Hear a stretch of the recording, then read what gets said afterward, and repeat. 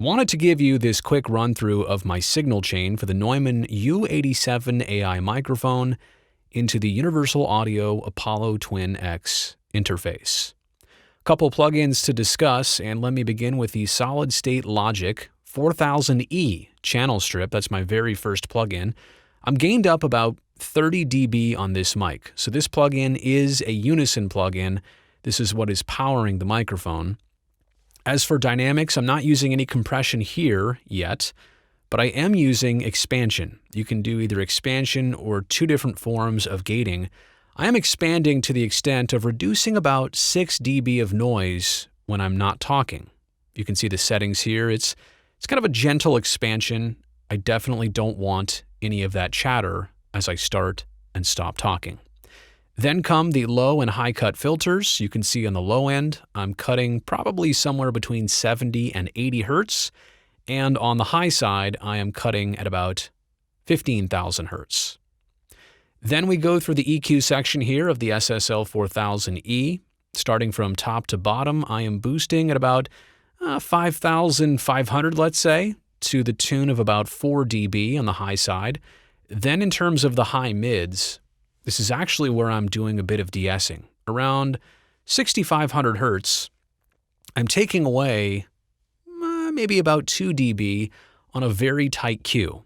So that hopefully de-esses a lot of my vocals. And then we get to the low mids, and this is where I reduce some boxiness. At about 250 hertz, I am taking away a mammoth 6 dB on a pretty tight Q. So I'm really focusing in on that 250 region as an area this microphone may have too much of for my voice. And then in terms of the low boost, I am going at about 80 hertz, and I'm boosting here, by the way, on a bell curve, just a little bit less than 3 dB. Now that's important to note here. The bell curve on the bottom side, I talked about the high frequency boost earlier at the very top at about 5,500. That's a straight shelf on the top. Here on the low end, I didn't want it to get too muddy, so I put it on a bell curve, again, somewhere above 80 hertz and somewhere a little bit less than 3 dB. And all of this, by the way, is actually pre-dynamics. So all of this happening pre-dynamics. Next thing in the signal chain is the Neve 1073 Legacy plugin. So it's not the full-blown plugin.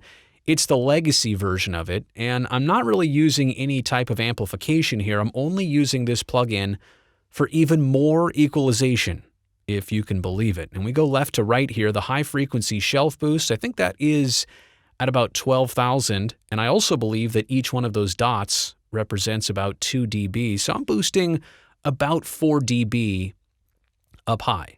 The Neumann U87Ai's got tremendous detail, but I feel like it's just enhanced a little bit more for the applications I use it with a little bit more of a higher shelf in those air frequencies. Then we get to the mids, and at 1.6, I'm actually taking away about 2 dB. Now this one is more on a bell curve. You can see that indicated on the plugin. Again, I'm just cutting here to take away a little bit of the boxiness this microphone seems to produce with my voice. Maybe even some of the nasal tones with my voice, maybe specifically, that I didn't like from this microphone. That's why I'm taking away just a little bit. And then we get to down low, and once again, I'm boosting at 60 hertz to about 2 dB.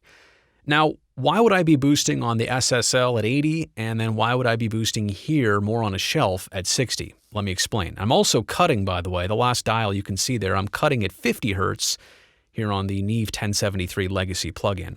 Well, this one I feel gives me more of the sub bass. It gives me more of the true lows than the E channel boost on the low side. That one is more for punch. This one is more for warmth. So that's the reason why I'm boosting twice and also cutting twice. I'm cutting down here at 50 because I just don't want to add any additional mud down low to the sub bass frequencies, but also to the frequencies, again, above 100 hertz, where you've seen some of that boxiness happen specifically with this microphone. Every microphone's different, so it's going to take a while for you to fine-tune really the sound you want with your voice. A lot of listening and then a lot of evaluating. And last but not least, we get to compression here. Now before, in prior versions of my signal chain, I was using the 1176 into the LA2A. I still have that as an option. If I'm looking for more of a defined, fuller sound, sometimes I will put the 76 in this chain before the LA2A. But as for the way it works right now, the only compression I'm using is at the very end, and it's the LA2A. You can see I've got it on limit mode. You can see I've got the emphasis dial somewhere about 2 o'clock.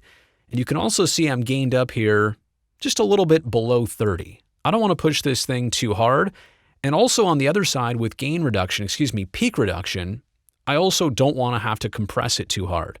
I've learned over time, at least for my settings and the way that I'm amplifying my microphone, the difference between gain and peak reduction seems to work best and seems to be most natural when it's about 15 dB of difference, 10 to 15 dB of difference between gain and then the higher number of peak reduction. Now, as I'm talking here, I'm watching the needle on the LA2A.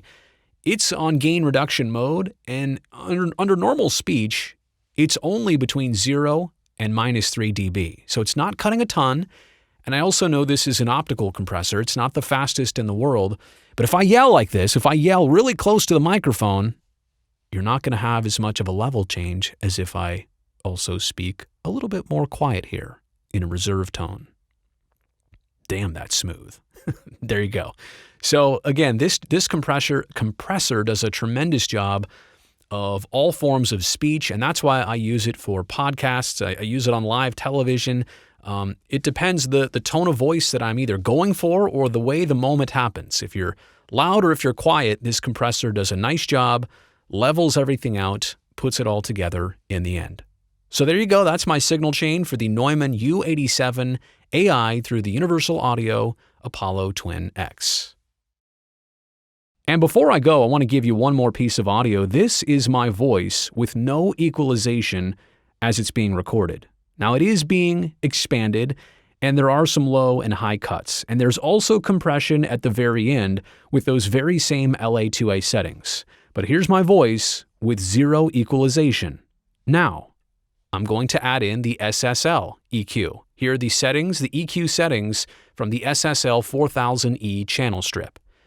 And now let me put the final touches on it here with the Neve 1073 plugin. And again, more equalization, couple more boosts, couple more cuts, and this is ultimately how it ends. Thanks for watching.